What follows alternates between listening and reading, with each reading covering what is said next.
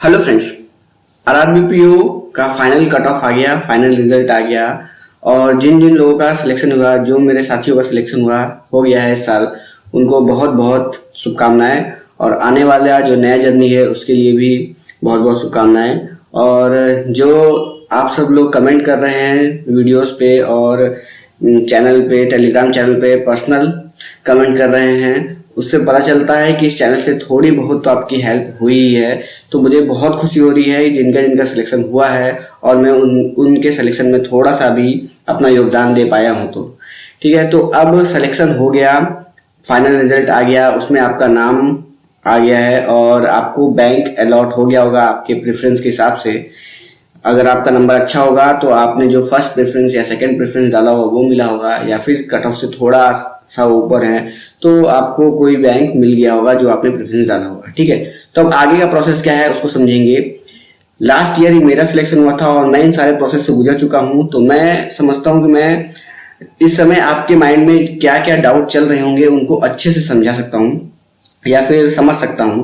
ठीक है, तो बहुत बारीकी से हम सारे डाउट्स को क्लियर करेंगे। तो वीडियो को स्टार्ट करते हैं। देखिए, अभी क्या हुआ है, आपका फाइनल रिजल्ट आया है। फाइनल रिजल्ट आने से आपको बैंक अलॉट हो गया होगा। फाइनल रिजल्ट जो आपको मिला होगा उसमें आपको बैंक अलॉट हो गया होगा। बैंक, ब्रांच नहीं अलॉट हुआ है, बैंक अलॉट हो गया। ठीक है, किसी को बड़ौदा यूपी बैंक अलॉट हो गया, किसी को आर्यव्रत बैंक अलॉट हो गया, जो जिस स्टेट से है उसको उसका बैंक अलॉट हो गया।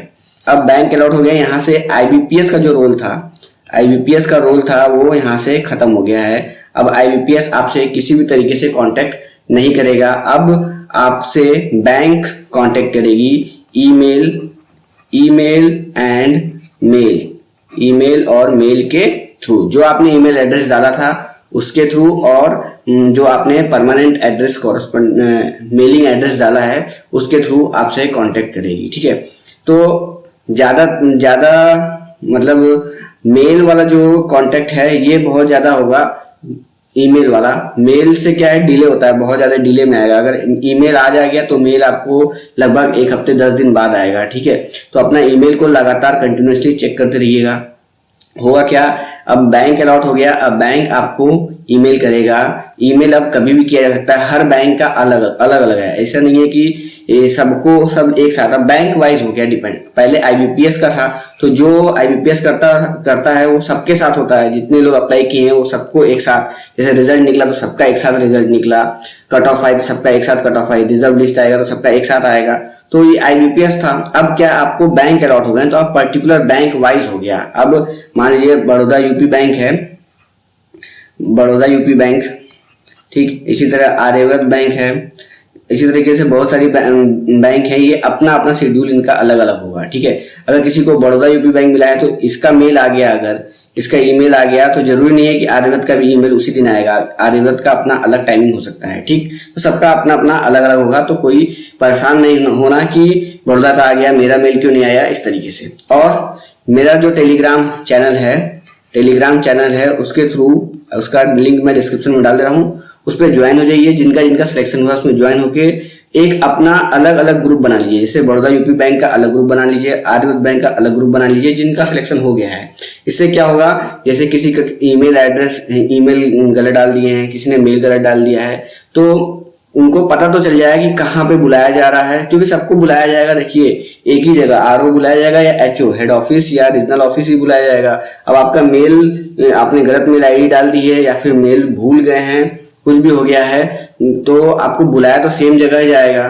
तो वहां पे आपको पता चल जाएगा कि अगर मेल किसी को आ गया तो सबको मेल आना चाहिए। जैसे बड़ौदा यूपी बैंक अगर मेल आया तो जितने लोग बड़ौदा यूपी बैंक में सेलेक्ट हुए हैं सबको मेल आना चाहिए। अगर आपको नहीं आया तो उनका जो आया वही सेम मेल आपको आएगा, सेम डॉक्यूमेंट्स आपको ले जाने होंगे, सेम टाइम पे आपको जाना होगा। ठीक है, तो ये इस चीज से बचने का एक यही तरीका है कि आप लोग एक सेपरेट ग्रुप, पहले तो मेरे टेलीग्राम पे आ जाओ, फिर वहां पे कौन किस ग्रुप में जाना चाहता है मैं वहां पे डाल दूंगा। आप अपना बताते जाना कि मेरा सिलेक्शन यहाँ हुआ है, तो मैं उसका अलग अलग ग्रुप बना देता हूँ। ठीक है, फिर उसमें आप अपने हिसाब से कांटेक्ट करते रहना। ठीक, तो अब सबसे पहला डाउट यही आता है कि बैंक अलॉट हो गया है, अब ब्रांच कौन सी मिलेगी, ब्रांच कौन सी मिलने वाली है। मेरे घर के बगल में जो ब्रांच है वो मिलेगा कि नहीं मिलेगा, 4 किलोमीटर पास 5 किलोमीटर की दूरी पे ब्रांच है, मेरे घर से 10 किलोमीटर की दूरी पे ब्रांच है, क्या मुझे ये मिलेगा कि नहीं मिलेगा, ये सब डाउट है। तो देखो ये कैसे मिला, क्या ब्रांच सेलेक्ट करने का भी वो चांस हमें मिलेगा, तो ये सारी डाउट अब आ रहे होंगे आपके माइंड में। ये सब डाउट कोई नहीं बताएगा आपको यूट्यूब पे, क्योंकि ये देखो प्रैक्टिकल मेरे साथ जो हुआ है मैं वो आपको बता रहा हूँ। ये पिछले साल मेरे साथ हुआ था कि अब क्या ब्रांच कैसे मिलेगा, तो ब्रांच अलॉट होता है क्या, ब्रांच सेलेक्ट करने का मौका मिलता है क्या, तो ये डाउट आपके माइंड में आ रहा होगा। तो मैं क्लियर कर दूं कि ब्रांच अलॉट होगा वो एचआर का काम है। ये सब कॉन्फिडेंशियल है, आपको कुछ भी नहीं मालूम चलेगा कि आपको कौन सा ब्रांच मिलने वाला है। बस ये होगा कि अब आएगा आपको मेल में दिया होगा लिस्ट ऑफ डॉक्यूमेंट्स, आपको वो सारे डॉक्यूमेंट्स बनवा के जाना होगा। आपका डॉक्यूमेंट वेरिफिकेशन फिर से होने वाला है, और जो इंटरव्यू के टाइम पे डॉक्यूमेंट वेरिफिकेशन हुआ था उस समय आपने जो चीजें नहीं सबमिट कर पाए थे, और एफिडेविट या वहां पे लिखित में आपने दिया था कि अंडरटेकिंग दिया था कि ये मैं आपको ज्वाइनिंग के टाइम पे शो कर दूंगा, तो वो आपको यहाँ पे शो करना ही करना है, नहीं तो आपको आपका ज्वाइनिंग कैंसिल हो जाएगा एकदम श्योर। तो जितनी भी चीजें आप वहां पे नहीं दे पाए थे वो सारी चीजें आप बनवा लीजिए, ठीक है, बनवा के ही जाइएगा। तो अब फिर से बायोमेट्रिक होगा आपका, और फिर से डीवी होगा। अब इस डॉक्यूमेंट ये डॉक्यूमेंट वेरिफिकेशन ये फाइनल है आपका, ठीक है। तो जो भी लिस्ट ऑफ डॉक्यूमेंट होगा वो सब आपको लेके जाना है। अब लिस्ट ऑफ डॉक्यूमेंट अभी आपको नहीं मिला हो तो मैं बता दूं कि आपका क्या होगा, 2 रेफरी का सर्टिफिकेट होगा, 2 रेफरी और पुलिस वेरिफिकेशन और आपका मेडिकल, और फिर वही बाकी आपके education qualification 10th 12th graduation, character certificate, caste certificate नहीं मांगेंगे, कास्ट सर्टिफिकेट, एनओसी अगर आप पहले से कहीं वर्क करते थे तो एनओसी, ठीक, ये सारी चीजें आपको ले जाना होगा। ये 2 और एक आपका बॉन्ड, ये आपके 3 चीज, बॉन्ड, मेडिकल, पुलिस वेरिफिकेशन और रेफरी का, ये 4 चीज आपको नया है। बाकी सब तो आपका जो पिछले डॉक्यूमेंट वेरिफिकेशन में लगा था वही सारी चीजें होंगी। तो बॉन्ड का क्लियर कर दूं, बॉन्ड सारे बैंकों का अलग अलग है। जैसे बड़ौदा यूपी बैंक का 2 साल का बॉन्ड होगा 2 लाख रुपए का, 2 लाख का 2 साल का, ठीक है। आर्यव्रत का अलग है, और अपने अलग अलग ग्रामीण बैंकों का अलग अलग ये सिस्टम है। कहीं पे 3 साल है, कहीं पे 2 साल है, कहीं पे 1 साल है। तो इनसे ज्यादा 3 साल से ज्यादा नहीं है और 1 साल से कम नहीं है। ये ऑफिसर की बात कर रहा हूँ। क्लर्क का अलग होता है, और कहीं पे 2 लाख है, कहीं पे 3 लाख है, ठीक है। अब ये आपको 2 या 3 लाख देना नहीं होता है, आपका एक केवल बॉन्ड बन जाएगा, वहां पे सबमिट हो जाएगा। और जब आप अगर प्रोवेशन के पहले छोड़ेंगे, 2 साल के पहले अगर बैंक छोड़ेंगे तो आपको ये अमाउंट पे करना पड़ेगा, ठीक। तो ये होता है बॉन्ड का सिस्टम। कोई आरआरबी ऐसा है जो आपसे बॉन्ड के साथ फिक्स भी करवाता है, कुछ पैसा फिक्स डिपॉजिट के रूप में अपने यहाँ फिक्स कराता है, और उस पर एक लियन मार्क हो जाता है कि आप मतलब वो पहले पैसा विड्रॉ नहीं कर सकते एक सर्टेन अमाउंट ऑफ टाइम के बाद, मतलब 6 मंथ, आफ्टर 6 मंथ या 1 ईयर बाद ही आप वो विड्रॉ कर सकते हैं। तो उस केस में आपको पैसे की जरूरत होती है, रियल कैश आपको जमा करना पड़ता है। तो ये अलग अलग बैंकों का अलग अलग रूल है। अब आपको जो बैंक अलॉट हुआ होगा, आपका जो लिस्ट ऑफ डॉक्यूमेंट आएगा उसमें ये सारी चीजें क्लियर रहेंगी, ठीक है। तो ये हो गया बॉन्ड का। एनओसी, आप जिस भी गवर्नमेंट ऑर्गेनाइजेशन या किसी अन्य बैंक में काम कर रहे थे तो वहां से आपको एनओसी लेना मस्ट है, ठीक है। मेडिकल का क्या प्रोसेस है, मेडिकल ये बैंक खुद करवाएंगे, पैसा आपको पे करना होगा अमाउंट। जैसे हम लोग का बड़ौदा यूपी बैंक के थ्रू हुआ था, तो उस समय तो ये काशी गोमती बैंक था मेरा, उस समय जब ये हुआ प्रोसेस हुआ था तो ये अलग अलग, जैसे हम लोग का ज्वाइनिंग वाराणसी में हुआ, वाराणसी रीजन में, ठीक है, वाराणसी रीजन में, और भी जैसे काशी गोमती बहुत सारे रीजन में है। तो मेरा जैसे ज्वाइनिंग आ गया, लिस्ट मतलब मेल आया तो उसमें लिखा था कि वाराणसी रीजन के लिए है, ठीक है। तो अब वाराणसी रीजन में कुछ हॉस्पिटल हैं जो अलॉट थे, वहीं पे जाके जाना था। 2-3 हॉस्पिटल थे जहां वहीं से आपको मेडिकल करवाना था, और वहां पे फिक्स था पहले से कि 500 रुपये आपको पे करना है, जाना है, अपना ज्वाइनिंग लेटर दिखाना है, और फिर वहां पे वो आपका सारा मेडिकल वो खुद से कर लेंगे। क्या क्या करना है आपको कुछ नहीं करना होगा, पैसा पे करना है। सिंपल सा ब्लड टेस्ट होता है और ईसीजी होगा, बस ब्लड टेस्ट, ईसीजी, आई टेस्ट, बस, और कुछ नहीं होता है। और वो रिपोर्ट आपको नहीं मिलेगा, डायरेक्ट आपके आरओ रीजनल ऑफिस या हेड ऑफिस पहुंच पहुंच जाएगा। तो मेडिकल का ये सीन रहेगा। उसके बाद से रेफरी का क्या है, 2 रेफरी, इसमें बहुत ज्यादा कंफ्यूजन होता है और मुझे तो बहुत ज्यादा था उस समय पे कि रेफरी क्या है। तो रेफरी मतलब कुछ नहीं है, 2 रेफरेंस में 2 लोग चाहिए, जैसे गारंटर होते हैं उसी तरीके से रेफरी होता है। ठीक है, तो अपने आस पड़ोस के किसी से भी दो लोग का आधार कार्ड ले लीजिएगा, उनका नाम एड्रेस ये सब फॉर्म मिलेगा आपको, लिस्ट ऑफ डॉक्यूमेंट में वो फॉर्मेट मिलेगा, उसको फिल कर लीजिएगा बस।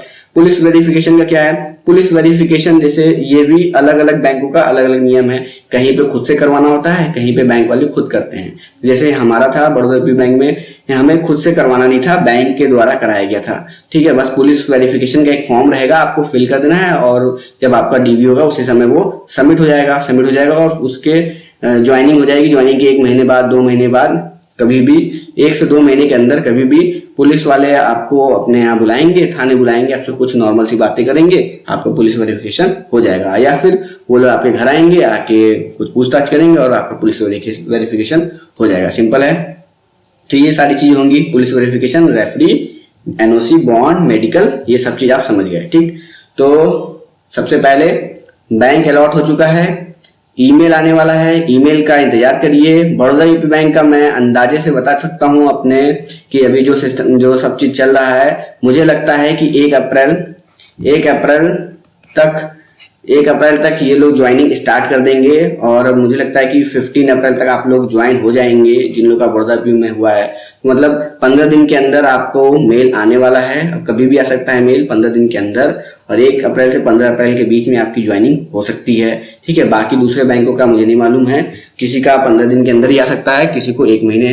देखिए अप्रैल मई, इससे ज्यादा आगे डिले नहीं होगा ज्वाइनिंग, क्योंकि जिस हिसाब से आरआरबी ने बहुत तेजी से अपना, देखिए लैग हो चुका था, 2 बार आपका प्री मेंस ये सब हुआ है, इतने सारे नाटक हुए हैं, लेकिन कितने तेजी से इन्होंने अपना प्रोसेस को खींचा है, तो इससे लगता है कि ज्वाइनिंग अप्रैल मई के बीच में ही हो जानी है। तो जल्दी ही आपको मेल आने वाला है, तो लगातार अपना मेल चेक करते रहिए और वेबसाइट पे भी देखते रहिए। ठीक है, और यही प्रोसेस है। बैंक अलॉट हो गया है, मेल आएगा, मेल में आपको क्लियर हो जाएगा कि आपको कौन सा एरिया अलॉट होगा। देखिए अभी भी ब्रांच नहीं क्लियर होगा, जब ईमेल आएगा ना तो उसमें आपको रीजन अलॉट हो जाएगा। जैसे वाराणसी रीजन हमारा है तो वाराणसी रीजन अलॉट हो गया। अब वाराणसी में भी, जैसे वाराणसी में 64 ब्रांच है हमारी, 64 ब्रांचेज हैं, तो अब 64 ब्रांच में कौन सी ब्रांच अलॉट होने वाली है ये आपको नहीं मालूम है। ये आपको जब डॉक्यूमेंट वेरिफिकेशन होगा उसके बाद फिर से यहाँ से आपको मेल के थ्रू कांटेक्ट किया जाएगा और आपको ब्रांच अलॉट होगा, या फिर आपको किसी डेट पे बुलाया जाएगा कि आप रीजनल ऑफिस आइए, वहां पे आपको ब्रांच अलॉट होगा। ठीक है, तो ये है प्रोसेस पूरा। अब आपको शायद क्लियरिटी हो गई होगी, जो भी दिमाग में उथल पुथल हो रही थी कि बॉन्ड कैसे बनेगा, पैसा जमा करना है या नहीं करना है, कितना करना है, कब मेल आएगा, थोड़ी क्लियरिटी हुई होगी। वीडियो अच्छी लगी तो लाइक करिएगा, और जिन लोगों का सिलेक्शन हो गया है उनको फिर से बहुत बहुत बधाई। Thank you friends.